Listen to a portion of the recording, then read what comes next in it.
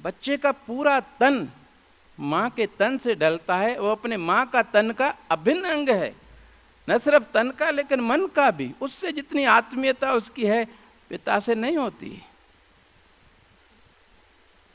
जब पूरा शरीर माँ ने अपने तन से ढाला है तो वंश की वाहक तो वो हो गई, पिता कैसे हो गया? पहले माँ का नाम चलता था, लेकिन जब ये पुरुष प्रधान समाज ने जैसे बताया भाई लड़का बड़ा हो लड़की छोटी हो, इसी तरह माँ की जगह पे पिता का नाम लिखा जाए। अब समाज ने नियम बना दिए तो समाज के नियमों को तोड़ने की ताकत मुझ में कम से कम नहीं है, लेकिन मैं चाहता हूं आप कम से कम इतना तो समझ के अच्छी तरह से आपका हृदय विवेक बोले कि ये सही है तो मानिए, नहीं तो आप जाने ये कन्या भ्रूण हत्या का पाप हमें छोड़ता नहीं है, बिल्कुल नहीं छोड़ता, क्षमा कीजिएगा, ये पाप न करें। परिणाम बहुत दुखदाई होता है, मैंने देखा है। और ये हम इसीलिए करते कि हमारे अंदर ये 3 मिथ्या धारणाएं हैं कि बेटी बोझ है, दहेज लेगी, दूसरा बेटा सेवा करेगा, अरे सेवा क्या करता है, मरते दम तक छाती पे मूंग दलता है, प्रॉपर्टी में से भी आधा चाहिए उसको, आपके जो मकान है, दुकान है, बैंक बैलेंस है, सब में से आधा उसको चाहिए, अधिकार अपने खींच कर लेता है, कर्तव्य पालन के नाम पर कुछ भी नहीं। ये समाज में आज मैं देख रहा हूं, तो ये भी आप भाव धारणा गलत है, निकाल दीजिए कि बेटियां सेवा नहीं करेगी बेटा सेवा करेगा, इनको भी उतना अच्छा आगे बढ़ने का अवसर दीजिए। तीसरी बात कि बेटा वंश चलाएगा, बेटी वंश चलाएगी, बेटा क्या वंश चलाएगा? क्योंकि उस बच्चे के अंदर पूरा का पूरा तो वंश माँ का है, एक बीज है छोटा सा पिता का, वो तो आगे चल के क्या से क्या हो जाता है, क्रोमोसोम्स में बदल जाता है, सिर्फ जेनेटिक इंजीनियर में उसका थोड़ा हिस्सा है, बाकी शरीर पूरा ढलती है माँ। और उस माँ के बलिदानों को याद करके वास्तव में आज भी मैं समाज को अपील करूंगा कि बच्चों को अभिभावक के रूप में माँ का नाम देना चाहिए, ताकि माँ को भी लगे कि हाँ मुझे गौरवान्वित किया गया, मेरी कुर्बानियों की समाज ने कदर की। खैर ये 3 बातें यदि आपने समझ ली कि बिटिया हम पर बोझ नहीं है, बिटिया हमारी सेवा करेगी, बिटिया हमारी वंश की वाहक है, तो फिर मुझे विश्वास है कि समाज से ये कन्या भ्रूण हत्या का कलंक दूर हो जाएगा अपने आप। ये 3 मिथ्या धारणाएं हैं, ये हमको पहले अपने दिल से निकालनी है, अपने विवेक से घर जाके विचार कीजिएगा इस पर, और आपको कई उदाहरण मिल जाएंगे। मैंने तो थोड़े से दिए और सच्चे उदाहरण हैं इसी नगर के, मैं यहाँ पैदा हुआ हूँ, यहाँ बड़ा हुआ हूँ, लगभग हर परिवार को मैं जानता हूँ घर घर की कहानी क्या है, क्योंकि दुखी जब इंसान होता है तो आखिर संतों के पास आकर रोता है और कोई नहीं सुनता है, इसलिए मैं सबको जानता हूँ। एक सद्विचार है, बच्चों को जरा सा प्यार दो तो बहुत सा लौट कर आता है, आपने देखा, और ये जीवन के अंतिम श्वास तक आपको प्यार करती रहेंगी। इसी तरह कितनी भी बड़ी हो जाए, माँ बने दादी बने, आप उनसे नहीं भूलेंगे, आपको वही प्यार करती रहेगी। यहाँ तक कि बच्चा विदेश में जाता है, मैं जानता हूँ, वो अपने परिवार में लिप्त हो जाता है, माँ बाप भूल जाता है, बिटिया वहाँ से भी फोन करके पूछती है कि माताजी पिताजी कैसे हैं आप? अरे क्या बात करते हैं आप, थोड़ा आंख खोलकर यथार्थ धरातल को तो आंखों से देखिए। सिर्फ पूर्वाग्रह से पीड़ित होकर हम जो क्या अन्याय कर रहे हैं। दूसरा एक संदेश आपके बेटे बहुओं के लिए, आपके पोते पोतियों के लिए, एक बहुत अच्छी पुरानी मूवी है, मैं आपके दूंगा, लेकिन शर्त यह है कि आप अपने बेटे बहू पोते पोतियों के साथ मिलकर देखें। जैसी करनी वैसी भरनी, क्योंकि कई ऐसी बातें हैं जो आप अपने बेटे बहू से नहीं कह पाते हैं, इसके द्वारा आप उसको कह सकेंगे, महसूस करा सकेंगे, और आपके पोते पोतियां भी समझ सकेंगे कि हमारे माता पिता हमारे दादा दादू नाना नानी के साथ कितना अन्याय कर रहे हैं। वो अपने माँ बाप को समझाएंगे और आपके घर में स्वर्ग जैसा आनंद हो जाएगा। इनको आपका संरक्षण मिलेगा, संस्कार मिलेंगे, और बेटे बहू को भी आपका मार्गदर्शन चाहिए। अरे बच्चे को कैसे दूध पिलाते, कैसे सुलाते हैं, बहू को नहीं मालूम।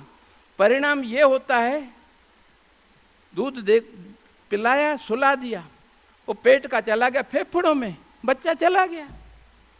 अभी अभी एक अखबार में आया 15-20 दिन पहले, माँ दूध पिला रही थी बच्चे को, दूध पीते पीते वो चला गया। कैसे गया?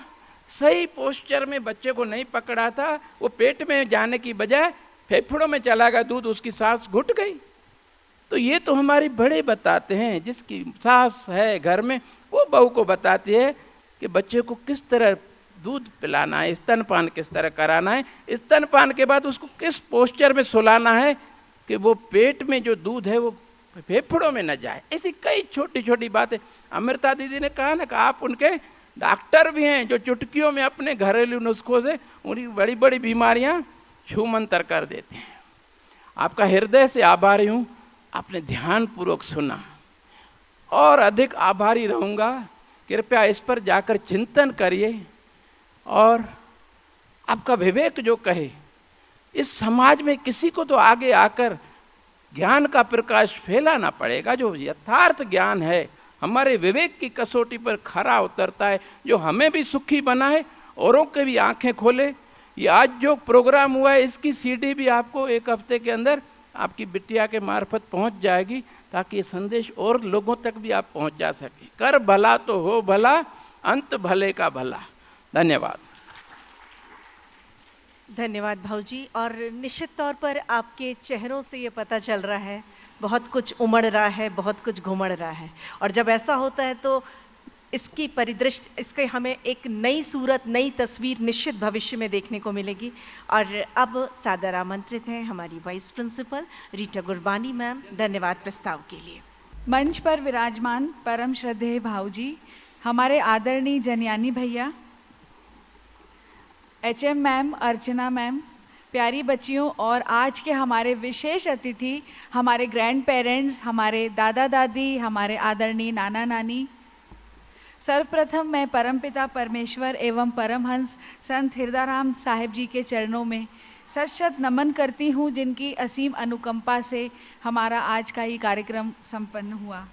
तत्पश्चात मैं हृदय से आभार व्यक्त करती हूँ संत जी के परम भक्त, हमारे पथ प्रदर्शक एवं इस कार्यक्रम के प्रणेता श्री श्रद्धेय श्री सिद्ध भाऊ जी का, जिनके आशीर्वाद ने इस कार्यक्रम को यह गरिमामय स्वरूप प्रदान किया। हृदय की गहराइयों से कोटि कोटि धन्यवाद देना चाहूँगी हमारे आज के अतिथि, हमारे आदरणीय दादा दादी, नाना नानी, जिन्होंने हमारे आग्रह को स्वीकार किया, यहाँ तक आए, हमें अपने आशीर्वाद दिए। मैं अपने आप को बहुत ही धन्य मानती हूँ, और हम सब, हमारा स्कूल आज आपके कदम यहाँ पड़े हैं, हम सब अत्यंत ही सौभाग्यशाली हैं, और हमारी बच्चियों ने आपके सानिध्य में ये वक्त, ये कीमती पल आज गुजारे हैं। एक स्वस्थ परंपरा, एक नई परंपरा का आगाज़ हुआ है। पुरानी एवं नई पीढ़ी के मिलन का ये प्रतीक बना है हमारा आज का कार्यक्रम।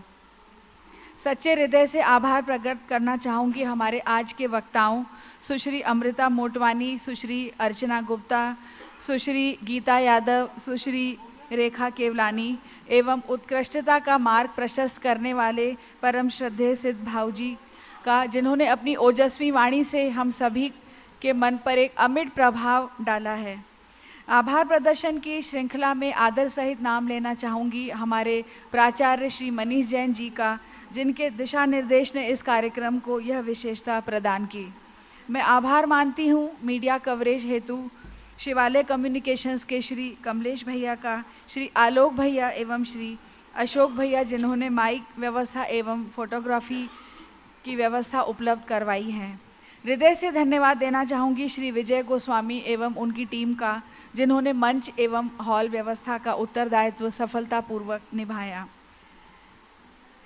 और हमारी प्यारी नन्ही मुन्नी छात्राएं जिन्होंने न केवल सभी वक्ताओं को ध्यान से सुना बल्कि इतने प्यारे ग्रीटिंग कार्ड बनाए, अपनी हृदय की भावनाओं को उनमें उकेरा है और अपने दादा दादी को उन्हें प्रेजेंट किया है, उनका भी मैं बहुत धन्यवाद मानती हूँ। उन्होंने अपने सीसीए टीचर्स के मार्गदर्शन में ये कार्ड्स अपनी क्लास में बनाए।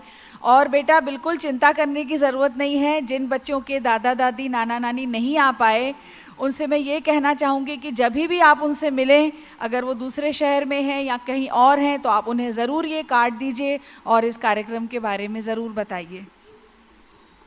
सभी को मेरा हृदय से आभार जिन्होंने प्रत्यक्ष अथवा परोक्ष रूप से इस कार्यक्रम को सफल बनाने में अपना अमिट योगदान दिया है। मैं बहुत ही आभारी हूँ आज के इन अत्यंत ही भावनामयी पलों का, जिसमें मैंने अपने खुद के दादा दादी नाना नानी को बहुत ही ज़्यादा याद किया।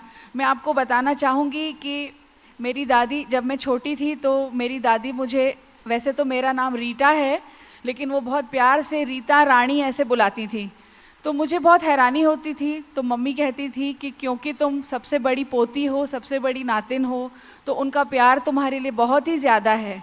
और आज वाकई में मैं उस आवाज़ को मिस करती हूँ कि मेरी दादी मुझे कैसी आवाज़ में बुलाती थी, कितना मुझे प्यार करती थी। ये यादें ही हमारी ज़िंदगी का एक अमिट हिस्सा हैं, जो हमने उनसे सीखा। उनका प्यार देखिए आज तक हमारे साथ है, हमारे जीवन पर आशीर्वाद के रूप में बरसता है। कहीं ना कहीं मैं हमेशा ये मानती हूँ कि जो बड़ों का आशीर्वाद है, जो उनकी आशीषें हैं, वही हमें कठिन समय में सहारा देती हैं, मजबूती प्रदान करती हैं। तो मैं आभारी हूँ सबकी। धन्यवाद, कोटि कोटि धन्यवाद।